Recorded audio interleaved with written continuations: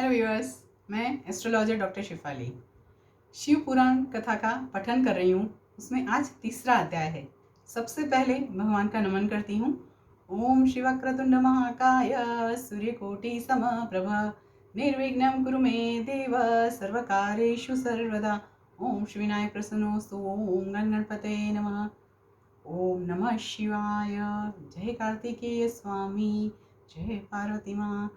ओम ऐं ह्रीं क्लीं चामुण्डाय विचे। ओम नमः शिवाय, ओम नमः शिवाय, ओम नमः शिवाय। समग्र शिव परिवार को मेरी ओर से वंदन। और आज तीसरे अध्याय का पठन शुरू कर रही हूँ। कल जो बात थी द्विज ब्राह्मण देवराज की थी, आज तीसरा जो अध्याय है उसका टाइटल है चंचूला का पाप से भय एवं संसार से वैराग्य। पठन चालू कर रही हूँ। अथ तृतीयोऽध्यायः। शौनक उवाच। सूत सूत महाभाग सर्वज्ञोऽसि महामते तत्त्वत्प्रसादात् कृतार्थोऽहं पुनः पुनः इतिहासम् इमं श्रुत्वा मनो मे अतीव मोदते। अन्यामपि कथां शम्भोर्वत् प्रेमविवर्धिनीम् नामृतं पिबतां लोके मुक्तिः क्वापि सभाज्यते। शम्भोः कथासुधापानं प्रत्यक्षं मुक्तिदायकम्। धन्य धन्या कथा शम्भोस्त्वं धन्यो धन्य एव च। यदा कर्णनमात्रेण शिवलोकं व्रजेन्नरः। ये जो श्लोक थे शौनक जी ने बोले हैं। आगे जो हैं सूत जी के श्लोक आ रहे हैं, तो पहले जितने श्लोक बोले हैं उस श्लोक का अर्थ पठन कर देती हूँ। शौनक जी बोले, हे महाभाग सुत जी, आप सर्वज्ञ है। हे महामते, आपके कृपा प्रसाद से मैं बारंबार कृतार्थ हुआ। इस इतिहास को सुनकर मेरा मन अत्यंत आनंद में निमग्न हो रहा है। अतः अब भगवान शिव में प्रेम बढ़ाने वाली शिव संबंधिनी दूसरी कथा को भी कहिए। मैंने शुरुआत में बोला कि कल की जो कथा थी और आज की जो कथा है दूसरी कथा है। अमृत पीने वालों को लोक में कहीं मुक्ति नहीं प्राप्त होती है, किंतु भगवान शंकर के कथामृत का पान तो प्रत्यक्ष ही मुक्ति देने वाला है। सदाशिव की जिस कथा के सुनने मात्र से मनुष्य शिवलोक प्राप्त कर लेता है, वह कथा धन्य है। और कथा का श्रवण कराने वाले आप भी धन्य हैं। ये बात शौनक जी ने बताई है। अभी सूत जी जो बोल रहे हैं वो सुनेंगे, पर पहले श्लोक सुनेंगे फिर अर्थ का पठन करूंगी। सूत उवाच। शृणु शौनक वक्ष्यामि त्वदग्रे गुह्यमप्युत यतस्त्वं शिवभक्तानाम् अग्रणीर्वेदवित्तमः। समुद्रनिकटे देशे ग्रामो बाष्कलसंज्ञकः वसन्ति यत्र पापिष्ठा वेदधर्मोज्झिता जनाः। दुष्टा दुर्विषयात्मानो निर्देवा जीववृत्तयः कृषिवलाः शस्त्रधराः परस्त्रीभोगिनः खलाः। ज्ञानवैराग्यसद्धर्मं न जानन्ति परमं हिते। कुकथाश्रवणाढ्येषु निरताः पशुबुद्धयः अन्ये वर्णाश्च कूदीयः स्वधर्मविमुखाः खलाः। कुकर्मा निरता नित्यं सदा विषयिणश्च ते। स्त्रियः सर्वाश्च कुटिलाः स्वैरिण्यः पापलालसाः। कुदीयो व्यभिचारिण्यः सद्वृत्ताचारवर्जिताः। अभी सूत जी जो श्लोक बोले हैं उसका अर्थ का पठन करूंगी। सूत जी बोले, हे शौनक सुनिए, मैं आपके सामने गोपनीय कथा वस्तु का भी वर्णन करूंगा, क्योंकि आप शिव भक्तों में अग्रगण्य तथा वेदवेत्ताओं में श्रेष्ठ है। समुद्र के निकटवर्ती प्रदेश में एक बाष्कल नामक ग्राम है, जहां वैदिक धर्म से विमुख महापापी द्विज निवास करते हैं। वे सबके सब बड़े दुष्ट हैं। द्विज मतलब ब्राह्मण, और वहाँ पे द्विज के सिवा भी ग्राम मतलब कोई भी गांव होता है तो बहुत सारे लोग रहते हैं, बहुत सारी जाति के लोग रहते हैं। यहाँ पे अभी शुरुआत में जो बात की है द्विज लोगों की मतलब ब्राह्मण लोगों की बात की है, आगे में दूसरा भी आएगा। समुद्र के निकटवर्ती प्रदेश में एक बाष्कल नामक ग्राम है जहाँ वैदिक धर्म से विमुख महापापी द्विज निवास करते हैं। वे सबके सब बड़े दुष्ट हैं। उनका मन दूषित विषय भोगों में ही लगा रहता है।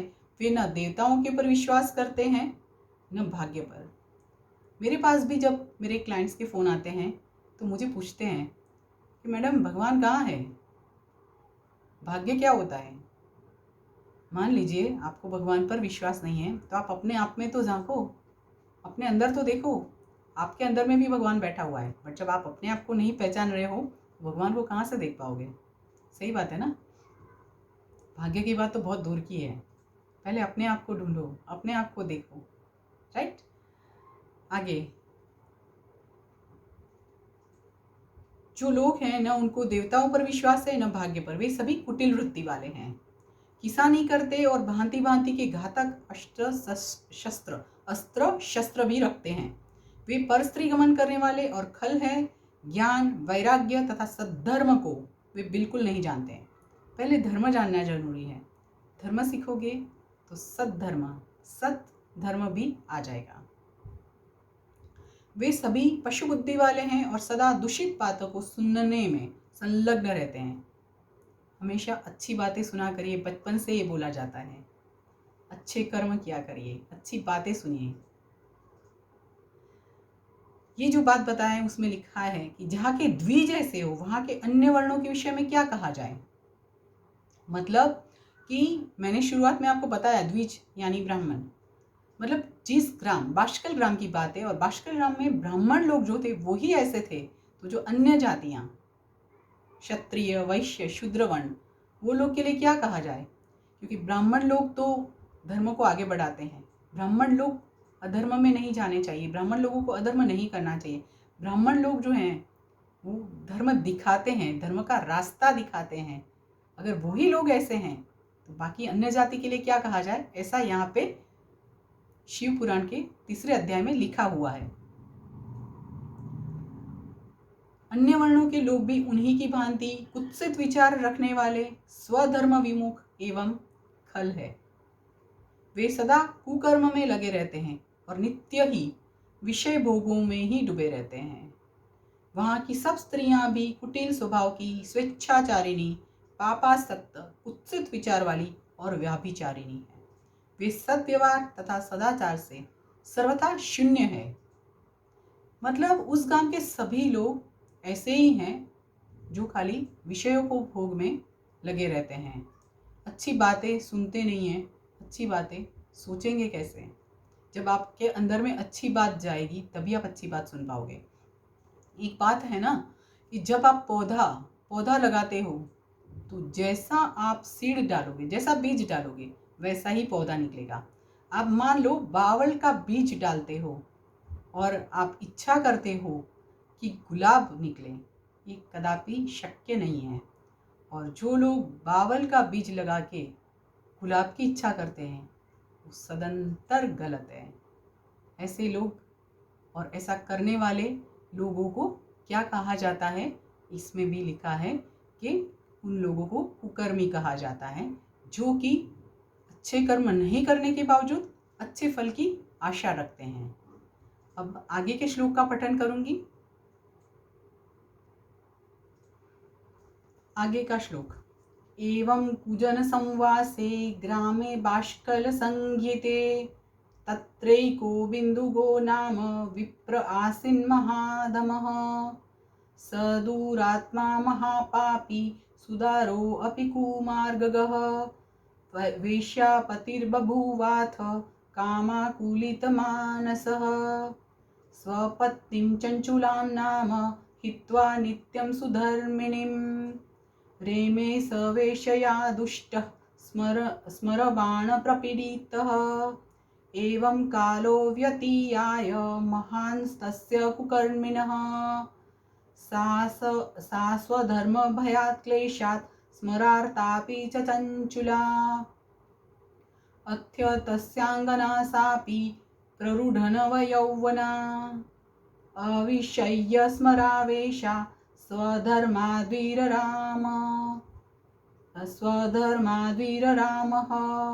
जारेण संगता रात्रौ रेमे पापेन गुप्ततः पतिदृष्टिं वञ्चयित्वा भ्रष्टसत्त्वा कुमार्गगा कदाचित्तां दुराचारां स्वपत्नीं चञ्चुलां मुने जारेण संगतां रात्रौ ददर्श स्मरवीवलां दृष्ट्वा तां दूषितां पत्नी कुकर्मासक्तमानसाम् जारेण संगता रात्रौ क्रोधाद्रुद्राववेगतः तमागतं गृहे दुष्टम् आज्ञाय बिन्दुगं खलः पलायितो द्रुतं जारो वेतश्छद्मवान् स वै अथ स बिन्दुगः पत्नीं गृहीत्वा सुदुराशयः मुष्टिबन्धेन सन्तर्ज्य पुनः पुनरताडयत् सा नारी ताडिता भर्त्रा चञ्चुला स्वरिणी खला कुपिता निर्भया प्राह स्वपतिं बिन्दुगं खलम्। यहाँ पे आगे बात आती है चंचुलोवाच। उससे पहले जो श्लोक का पठन किया है उसी का मैं अर्थ पठन कर देती हूँ। जो यहाँ पे शिव पुराण का अध्याय 3 में जो श्लोक लिखे हैं और जो श्लोक का अर्थ लिखा है उसका पठन कर रही हूँ। आगे, कुजनों के निवास स्थान उस पाशकल नामक ग्राम में किसी समय एक बिंदुग नामधारी ब्राह्मण रहता था। वह बड़ा अधम था, वह दुरात्मा और महापापी था। यद्यपि उसकी स्त्री बड़ी सुंदर थी तो भी वह कुमार्ग पर ही चलता था। काम वासना से क्लुषित चित्त वह वेश्यागामी था। उसकी पत्नी का नाम चंचुला था। वह सदा उत्तम धर्म के पालन में लगी रहती थी तो भी उसे छोड़कर वह दुष्ट ब्राह्मण कामासक्त होकर वेश्यागामी हो गया था। इस तरह कुकर्म में लगे हुए उस बिंदुग के बहुत वर्ष व्यतीत हो गए। उसकी स्त्री चंचुला काम से पीड़ित होने पर भी स्वधर्मनाश के भय से क्लेश सहकर भी दीर्घ काल तक धर्म से भ्रष्ट नहीं हुई, परंतु दुराचारी पति के आचरण से प्रभावित होने के कारण काम पीड़ित हो आगे चलकर वह स्त्री भी दुराचारिणी हो गई। भ्रष्ट चरित्र वाली वह कुमार्गामिनी अपने पति की दृष्टि बचाकर रात्रि में चोरी छिपे अन्य पापी जार पुरुष के साथ रमण करने लगी। हे मुने, एक बार उस ब्राह्मण ने अपनी उस दुराचारिणी पत्नी चंचुला को कामासक्त हो पर पुरुष के साथ रात्रि में संसर्गरत देख लिया। उस दुष्ट तथा दुराचार में आसक्त मन वाली पत्नी को रात में पर पुरुष के साथ व्यभिचार देखकर वह क्रोधपूर्वक वेग से दौड़ा। उस दुष्ट बिंदुक को घर में आया जानकर वह कपटी व्याभिचारी तेजी से भाग गया। तब वह दुष्टात्मा बिंदुक अपनी पत्नी को पकड़कर उसे डांटता हुआ मुक्कों से बार बार पीटने लगा। वह व्यभिचारिणी दुष्टा नारी चंचुला पीटी जाने पर कुपित होकर निर्भयतापूर्वक अपने दुष्टपति बिंदुक से कहने लगी। मैंने आपको जैसे बोला कि अभी जो श्लोक आ रहे हैं उसमें चंचुलोवाच मतलब चंचुला बोल रही है। इसके लिए मैंने आपको यहाँ तक का अर्थ समझाया। अभी आगे का। चंचुलोवाच भवान् प्रतिदिनं कामं रमते वेश्यया कुदिः मां विहाय स्वपत्नीं च युवतीपतिसेविनीं रूपवत्या युवत्याश्च कामाकुलितचेतसः विना पतिविहारं स्यात् का गतिर्मे भवान् वदेत्। अहं महारूपवती नवयौवनविवला कथं सहे कामदुःखं तव संगम विनार्तधिः। यहाँ पे चंचुला की बात पूरी हुई। आगे सूत जी बोल रहे हैं, इसीलिए मैं इतने श्लोक जो चंचुला ने बोला है उसका अर्थ आपको बता देती हूँ। चंचुला बोली, मुझ पति परायणा युवती पत्नी को छोड़कर आप कुबुद्धिवश प्रतिदिन वेश्याओं के साथ इच्छानुसार रमण करते हैं। आप ही बताएं कि मैं रूपवती तथा कामासक्त चित्त वाली मुझ युवती को पति संसर्ग के बिना क्या गति होगी। मैं अत्यंत सुंदर हूँ तथा नव यौवन से उन्मत्त हूँ। आपके संसर्ग के बिना व्यतीत चित्त वाली मैं कामजन्य दुख को कैसे सह सकती हूँ। ये श्लोक और उसका अर्थ पठन मैंने किया जो कि चंचुला ने बोला है। आगे सुत जी बोल रहे हैं। सुत जी का एक श्लोक, फिर बाद में बिंदुक का श्लोक आएगा। सुत जी बोले, सुत उवाच इत्युक्तः स तया मूर्खो मूढधीर्ब्राह्मणो अधमः प्रोवाच बिन्दुगः पापी स्वधर्म विमुखः खलः। सूत जी बोले, अर्थ बता रही हूँ, उस स्त्री के इस प्रकार कहने पर वह मूढ़ बुद्धि मूर्ख ब्राह्मणाधम स्वधर्म विमुख दुष्ट पापी बिंदुक कहने लगा। अभी बिंदुक जो बोल रहे हैं वो बताया गया है और उसका श्लोक पढ़ूंगी। बिंदुक उवाच सत्यमेतत्त्वयोक्तं हि कामव्याकुलचेतसा हितं वक्ष्यामि तस्मात् ते शृणु कान्ते भयं त्यज जारेर्विहर नित्यं त्वं चेतसा निर्भयेन वै धनमाकर्षतेभ्यो हि दत्त्वा तेभ्यः परां रतिं तद्धनं देहि सर्वं मे वेश्यासंसक्तचेतसः महत्स्वार्थं भवेन्नूनं त्वापि च ममापि च। अभी ये बिंदुक ने जो बोला है वो बिंदुक ब्राह्मण का जो श्लोक मैंने पढ़ा उसके अर्थ का पठन करूंगी।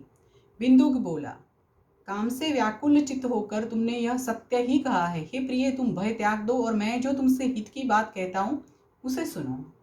तुम निर्भय होकर नित्य पर पुरुषों के साथ संसर्ग करो, उन्हें संतुष्ट करके उनसे धन खींचो, वह सारा धन वेश्या के प्रति आसक्त मन वाले मुझको दे दिया करो।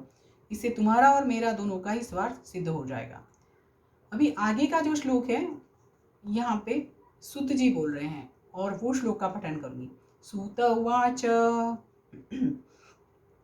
इतिर्भर्तृवचः श्रुत्वा चञ्चुला तद्वधूश्च सा तथेति भर्तृवचनं प्रति जग्राहारुष्टधीः कृत्वैवं समयं तो वे दम्पती दुष्टमानसौ कुकर्मनिरतौ जातो निर्भयेन कुचेतसा एवं तयोस्तु दम्पत्योः दुराचारप्रवृत्तयोः महान् कालो व्यतीयाय निष्फलो मूढचेतसोः अथ विप्रः स कुमतिर्बिन्दुगो वृषलीपतिः कालेन निधनं प्राप्तो जगाम नरकं खलः उक्त्वा नरकदुःखानि बह्वहानि समूढधीः विन्दे अभवत्पिशाचो हि गिरौ पापी भयङ्करः मृते भर्तरि तस्मिन् वै दुराचारे अथ बिन्दुगे उवास स्वगृहे पुत्रैः चिरकालं विमूढधीः एवं विहरति जारैः सा नारी चञ्चुलावया आसीत् कामरता प्रीता किञ्चित् दुक्रान्तयौवना एकदा दैवयोगेन सम्प्राप्ते पुण्यपर्वणि सा नारी बन्धुभिः सार्धं गोकर्णं क्षेत्रमाययौ प्रसङ्गात् सा तदा गत्वा कस्मिंश्चित् तीर्थपाथसि सस्नौ सामायन्तो यत्र तत्र बभ्राम बन्धुभिः। यहाँ पे सूत जी जो बोल रहे हैं उस श्लोक जो मैंने पढ़े हैं पठन किए हैं उसके अर्थ का पठन करूंगी। आगे सूत जी बोले, पति का यह वचन सुनकर उसकी पत्नी चंचुला ने प्रसन्न होकर उसकी कही बात मान ली। उन दोनों दुराचारी पति पत्नी ने इस प्रकार समझौता कर लिया तथा वे दोनों निर्भय चित्त से कुकर्म में लीन हो गए। इस तरह दुराचार में डूबे हुए उन मूढ़ चित्त वाले पति पत्नी का बहुत सा समय व्यर्थ बीत गया। तदनंतर शूद्र जातीय वेश्या का पति बना हुआ वह दूषित बुद्धि वाला दुष्ट ब्राह्मण बिंदुक समयानुसार मृत्यु को प्राप्त हो नरक में जा पड़ा। बहुत दिनों तक नरक के दुख भोग कर वह मूढ़ बुद्धि पापी विंध्य पर्वत पर भयंकर पिशाच हुआ। कुकर्म करने से सद्गति नहीं हो सकती है, कुकर्म करने से हमेशा दुर्गति होती है। यहाँ पे ये बताया जा रहा है। इधर उस दुराचारी पति बिंदुक के मर जाने पर वह मूढ़ हृदया चंचुला बहुत समय तक पुत्रों के साथ अपने ही घर में रही। इस प्रकार प्रेम पूर्वक कामासक्त होकर जारों के साथ विहार करती हुई उस चंचुला नामक स्त्री का कुछ यौवन समय के साथ ढलने लगा। एक दिन दैव योग से किसी पुण्य पर्व के आने पर वह स्त्री भाई बंधुओं के साथ गोकर्ण क्षेत्र में गई। तीर्थयात्रियों के संग से उसने भी उस समय जाकर किसी तीर्थ के जल में स्नान किया।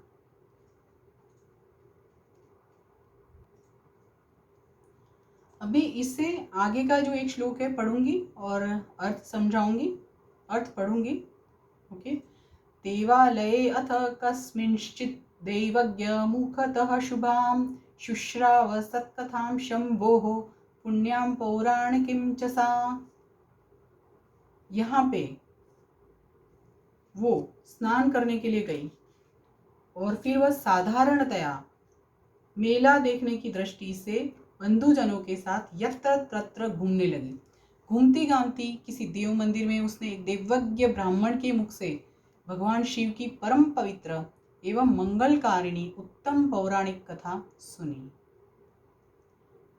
अभी आगे के श्लोक का पठन करती हूँ। योषितां जारसक्तानां नरकेयमकिङ्कराः सन्तप्तलोहपरिघं क्षिपन्ति स्मरमन्दिरे इति पौराणिकेनोक्तां श्रुत्वा वैराग्यवर्धिनीं कथामासीद्भयोद्विग्ना चकम्पे तत्र सा च वै। कथा समाप्तौ सा नारी निर्गतेषु जनेषु च भीता रहसितं प्राह शैवं संवाचकं द्विजम्। यहाँ पे इतना श्लोक के बाद में चंचुला का श्लोक आता है। तो इसके लिए इतने जो श्लोक पढ़े हैं उसका अर्थ मैं बता देती हूँ। वो जब चंचुला स्नान करने गई और मेला घूमने लगी तो वहाँ पे उसने कोई देवज्ञ ब्राह्मण के मुख से भगवान शिव की परम पवित्र मंगलकारिणी उत्तम पौराणिक कथा सुनी। उससे आगे कथावाचक ब्राह्मण कह रहे थे कि जो कथा उसने जिस ब्राह्मण से सुनाई दी, उसको दैवज्ञ जो ब्राह्मण थे उनसे सुनाई दी, वो कथावाचक ब्राह्मण कह रहे थे कि जो स्त्रियां पर पुरुषों के साथ व्याभिचार करती है वे मरने के बाद जब यमलोक में जाती है तब यमराज के दूत उनकी योनि में तपे हुए लोहे का परिघ डालते हैं।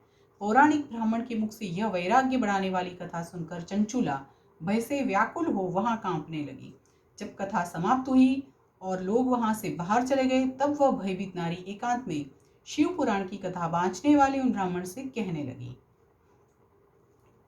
अभी चंचुला जो बोलेगी उसका श्लोक का पठन करूंगी और उसके बाद उसके अर्थ का पठन करूंगी।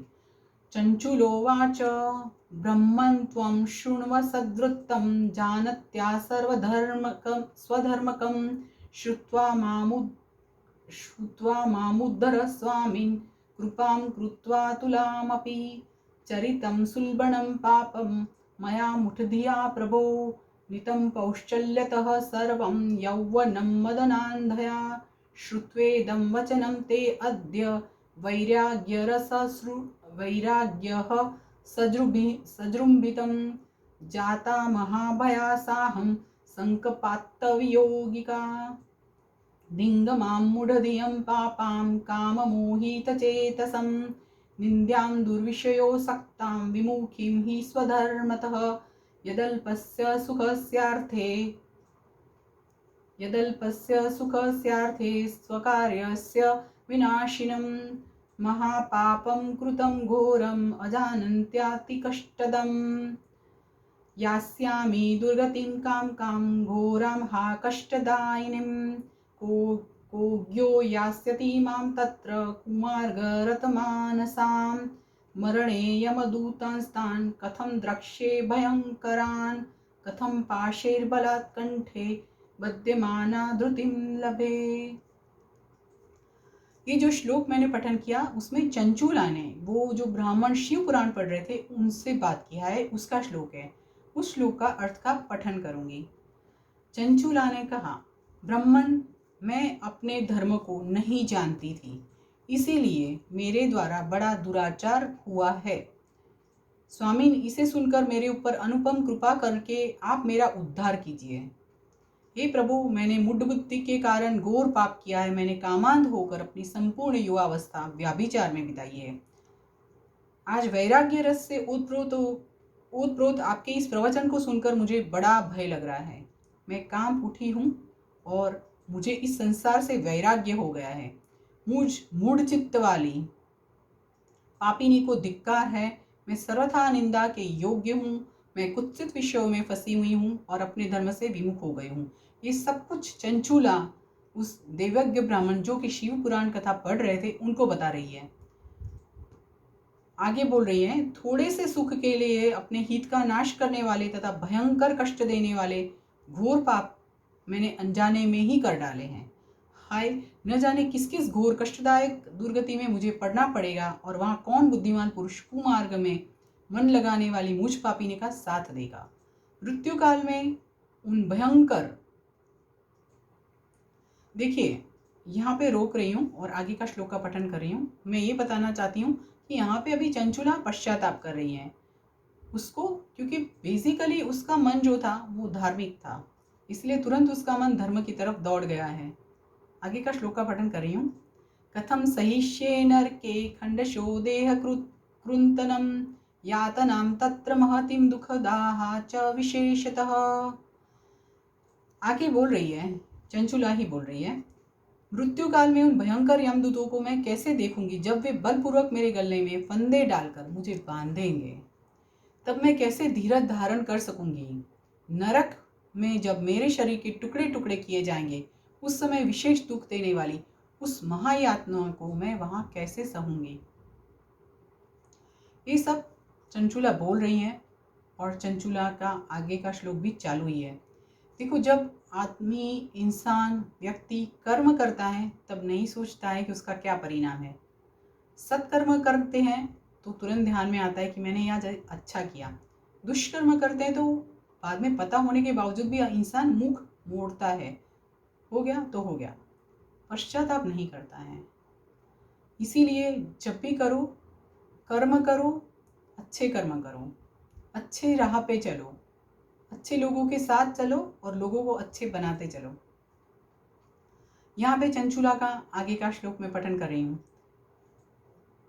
दीवा चेष्टामिन्द्रियाणां कथं प्राप्स्यामि शोचति रात्रौ कथं लभिष्ये अहं निद्रां दुःख परिप्लुता हा हतास्मि च दग्धास्मि विदीर्ण हृदयास्मि च सर्वथाहं विनष्टास्मि पापिनी सर्वथाप्यहम् हा विधे मां महापापे दत्त्वा दूषेशमुषिं हठात् हा विधे मां महापापे दत्त्वा दूषेशमुषिं हठात् अपेति यत् स्वधर्माद्वै सर्वसौख्यकरादहो शूलप्रोतस्य शैलाग्रात् पतस्तस्तुङ्गतो द्विज यद्दुःखदेहिनो घोरं तस्मात् कोटिगुणं मम अश्वमेघशतं कृत्वा गंगा स्नात्वा शतं समाः न शुद्धिर्जायते प्रायो मत्पापस्य गरीयसः किं करोमि क्व गच्छामि कं वा शरणमाश्रये कस्त्रायते मां लोके अस्मिन् पतन्ति नरकार्णवे त्वमेव मे गुरुर्ब्रह्मस्त्वं माता त्वं पितासि च उद्धरोद्धर मां दीनां त्वामेव शरणं गताम्। इसमें अभी एक श्लोक बाकी है, परंतु ये चंचुला का श्लोक है, तो चंचुला के श्लोक जितने बाकी है उसका अर्थ का पठन करके आगे का एक श्लोक बोलूंगी। आगे चंचुला जो बोल रही हैं, दुख और शोक से ग्रस्त होकर मैं दिन में सहज इंद्रिय व्यापार और रात्रि में नींद कैसे प्राप्त कर सकूंगी। हाय, मैं मारी गई, मैं जल गई, मेरा हृदय विदीर्ण हो गया और मैं सब प्रकार से नष्ट हो गई, क्योंकि मैं हर तरह से पाप में ही डूबी रही हूँ। अभी जैसे मैंने बोला कि जब आप कर्म करते हो तो सोचो, कर्म करने से पहले भी सोचो, छोटे से फायदे के लिए किसी का नुकसान या अपना या अपने कुटुंब का नुकसान तो नहीं कर रहे हो ना, वो हमेशा सोचिए। हाय विधाता, मुझ पापिनी को आपने हठात ऐसी दुर्गति क्यों दे दी जो सभी प्रकार का सुख देने वाले स्वधर्म से दूर कर देती है। हे द्विज, शूल से बिंधा हुआ व्यक्ति ऊंचे पर्वत शिखर से गिरने पर जैसा घोर कष्ट पाता है, उससे भी करोड़ गुना कष्ट मुझे हैं। सैकड़ों अश्वमेघ यज्ञ करके अथवा सैकड़ों वर्षों तक गंगा स्नान करने पर भी मेरे घोर पापों की शुद्धि संभव नहीं दिखती। मैं क्या करूं, कहाँ जाऊं और किसका आश्रय लूं। मुझ नरक कामिनी की इस संसार में कौन रक्षा करेगा। ये चंचुला अब ये सब बोल रही है। इतने समय तक उसने जो कुधर्म किए वो सब उस टाइम उसके मन में ये सब बातें नहीं आई, क्योंकि उसके साथ उसके पति जो थे वो भी वैसे ही थे, बिंदुक जो था वो भी वैसा ही था। जब इंसान सही आदमी के साथ रहता है तो सही रास्ते पे चलेगा, अगर इंसान गलत आदमी के साथ, गलत इंसान के साथ चलेगा तो वो भी गलत धर्म में, कुधर्म में पड़ जाएगा। हमेशा याद रखिए आप किनके साथ चल रहे हैं और आप खुद क्या कर रहे हैं। ये चंचुला ने बोला उससे आगे, हे ब्राह्मण, आप ही मेरे गुरु हैं। जो कथावाचक ब्राह्मण थे, दैवज्ञ ब्राह्मण थे, जो शिव पुराण की कथा का पठन कर रहे थे, उनको चंचुला आगे बोल रही है, हे ब्राह्मण, हे ब्राह्मण, आप ही मेरे गुरु हैं, आप ही माता और आप ही पिता हैं। आपकी शरण में आई हुई मुझ दीन अबला का उद्धार कीजिए, उद्धार कीजिए। वो उस ब्राह्मण कथाकार को विनंती कर रही हैं।